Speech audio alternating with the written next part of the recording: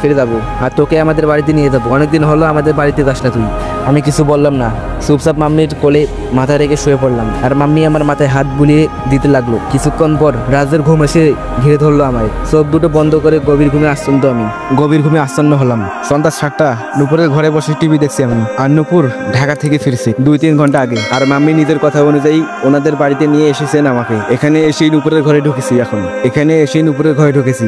এখন পর্যন্ত একবারও বাইরে যায়নি। খাটের এক কোনায় চুপচাপ বসে আছি। এই মুহূর্তে টিভিটাও বোরিং মনে হচ্ছে। নুপুর একের পর এক কথা বলেই যাচ্ছে, কিন্তু আমি কোনোটারও ঠিকঠাক উত্তর দিচ্ছি না, শুধু হুহা করছি। ঠিক তখনই এখানে এসে উপস্থিত হলেন আয়াত ভাইয়া। উনি নির্বাকের মেজো চাচুর ছেলে। উনি ডাক্তার। নির্ভীক আর আয়াত ভাইয়া সমবয়সী। নির্ভীক ওনার থেকে 1 মাসের বড়। আয়াত ভাইয়া আসার কিছুক্ষণ পরেই কোথা থেকে নির্ভীক এসে উদয় হলেন। নির্ভীক এসে আমার সামনাসামনি অন্য পাশে বসলেন আর আয়াত ভাইয়া বসলেন নুপুরের পাশে। নির্ভীক আমার দিকে তাকিয়ে আছে আর আয়াত ভাইয়া একবার আমার দিকে তাকাচ্ছেন তো আরেকবার নির্ভীকের দিকে তাকাচ্ছেন।